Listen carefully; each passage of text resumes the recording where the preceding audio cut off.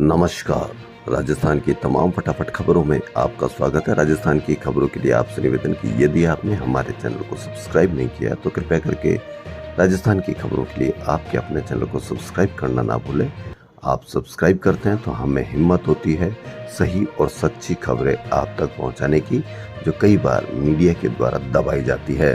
तो बढ़ते हैं आज की बड़ी खबर की ओर, जो क्या है अन्नपूर्णा रसोई की। जी हाँ, अन्नपूर्णा रसोई के कूपन आ देखिए। पहले एक व्यक्ति के लिए 2 कूपन हुआ करते थे, क्योंकि भोजन की मात्रा कम होती थी और यदि भूख अधिक लगती है तो वो 2 कूपन भी ले सकता था। लेकिन पहले अन्नपूर्णा के लिए 2 कूपन थे, उनको आधे कर दिए हैं। जी हाँ, अब भूख लगे या नहीं लगे उसको कूपन एक ही मिलेगा। अब भूखा हो तो वो दूसरे अन्नपूर्णा रसोई में जाकर ही भोजन कर पाएगा। अब देखना यह है कि आम आदमी इसको किस तरह से लेते हैं। जी हाँ, राजस्थान में सस्ते भोजन के लिए स्वायत्त शासन विभाग द्वारा संचालित अन्नपूर्णा रसोई में सरकार ने बड़ा बदलाव किया है। ये कैसा बदलाव है आप देख सकते हैं। पहले एक व्यक्ति को 2 कूपन तक दिए जा सकते थे, अब एक व्यक्ति को एक ही कूपन दिए जाएंगे। वहीं आरजीएचएस योजना में भी कोई बदलाव किया गया है। यदि अब डॉक्टर 15 दिन के भीतर अगर दूसरी बार जांच करवाता है तो अब आरजीएचएस में आए हुए सदस्यों को खुद का पैसा देकर दूसरी जांच करवानी होगी। अब देखना यह है कि इसको सरकारी कर्मचारी किस रूप में लेते हैं, क्योंकि अभी तक आरजीएचएस योजना में सभी जांचें कितनी भी बार करवाई जाए वो फ्री होती थी। लेकिन ये आरजीएचएस में 15 दिन के भीतर जांच करवाने पर पैसा लगना, ये कहां तक उचित है, कहां तक अनुचित है, इसके लिए आप अवश्य कमेंट करें।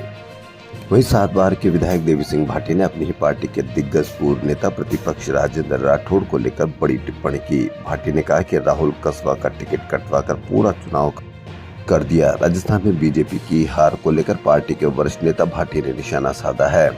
भाटी ने राजस्थान में बीजेपी की हार को लेकर राजेंद्र सिंह राठौड़ की लड़ाई को वजह बताया। उन्होंने कहा कि राजेंद्र राठौड़ ने चुनाव का पूरा वातावरण खराब कर दिया। जिस प्रकार से राजस्थान में टिकट कटवाया गया ये गलत था। सबसे बड़ा घातक चूरू सीट से राहुल कसवा का टिकट कटवाना साबित हुआ, जबकि राहुल कसवा का काम और जनसंपर्क काफी अच्छा था। लेकिन कसवा का टिकट काटने से पूरे राजस्थान में जाट एकजुट नहीं रहे।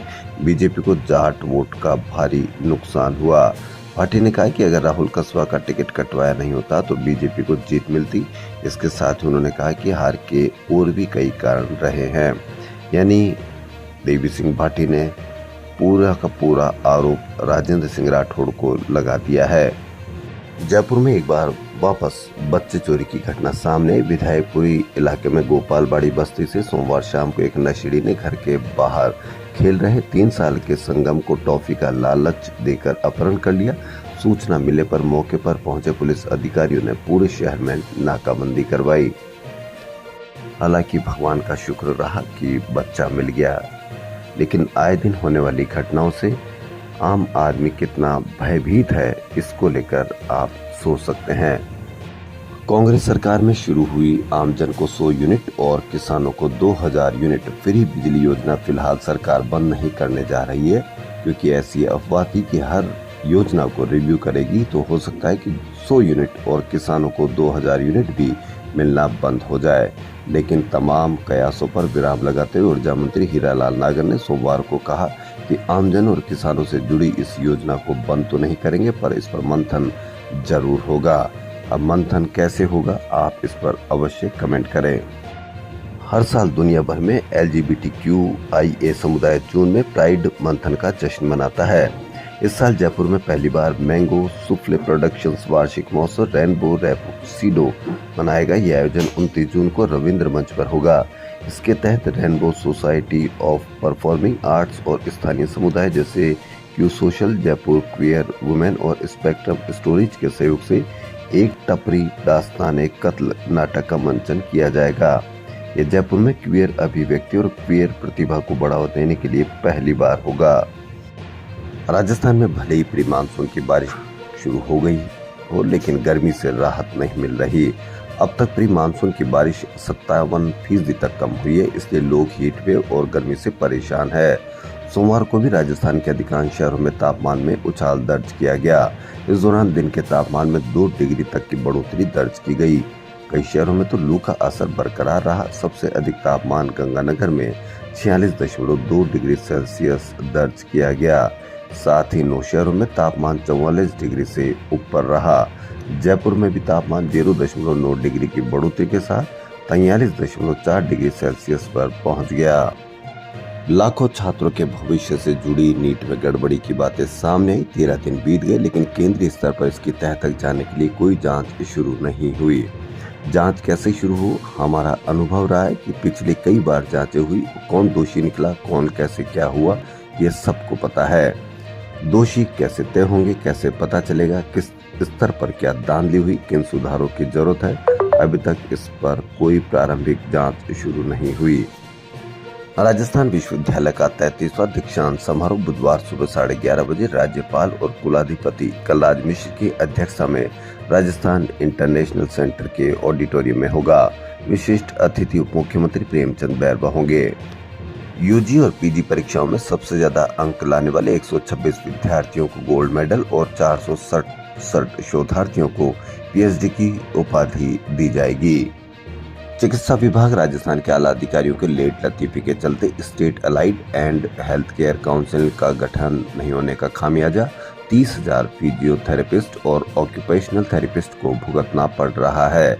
इससे न केवल बिना रजिस्ट्रेशन के प्रैक्टिस करने को मजबूर है, बल्कि दूसरे राज्यों में सरकारी नौकरी लगने में भी दर दर की ठोकरें खा रहे हैं। फिजियोथेरेपिस्ट के प्रदेश अध्यक्ष डॉक्टर संजय कुमावत का कहना है कि राज्य सरकार को जल्द से जल्द state allied and health care council का गठन करना चाहिए, जिससे अभ्यर्थी रजिस्ट्रेशन कराकर प्रैक्टिस कर सकेंगे। साथ ही संस्थानों की भी मॉनिटरिंग हो सकेगी। अब देखना यह है कि कितनी जल्दी सरकार इस पर एक्शन लेती है। जयपुर के विश्वकर्मा थाना इलाके के अजमेर दिल्ली हाईवे स्थित बड़ाना पुलिया सर्विस रोड पर सड़क किनारे टॉफियों सुपारियों का ढेर लगा हुआ था। बच्चे इन टॉफियों को खाने की कोशिश कर रहे थे, लेकिन जब लोगों ने पैकेट पर एक्सपायरी तारीख देखी तो उनके होश उड़ गए। शेल्बी हॉस्पिटल के वरिष्ठ orthopaedic surgeon doctor Dilip Mehta ने आर्टिफिशियल इंटेलिजेंस तकनीक से राज्य की पहली जॉइंट प्रिजर्वेशन सर्जरी की। डॉक्टर दिलीप ने बताया कि अलवर निवासी 40 वर्षीय महिला को पीएसआई पद्धति और आर्टिफिशियल इंटेलिजेंस तकनीक की सहायता से जोड़ों की तकलीफ से निजात दिलाई गई। मरीज के सीटी स्कैन को फ्रांस भेजा गया और वहां से मरीज के लिए पूर्णतः कस्टमाइज उपकरण मंगाए गए और इन उपकरणों की सहायता से उसका सटीक अलाइनमेंट सीधा किया गया। राजस्थान ही देश भर में मुस्लिम धर्मावलंबियों ने सोमवार को ईद उल अजहा का त्योहार मनाया।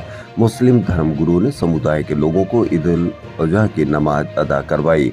लोगों ने सामूहिक रूप से खुदा की बारगाह में सजदा किया और नमाज के बाद मुल्क में अमन, चैन, भाईचारा और खुशहाली की दुआएं मांगी और एक दूसरे को गले लगकर ईद की मुबारकबाद दी।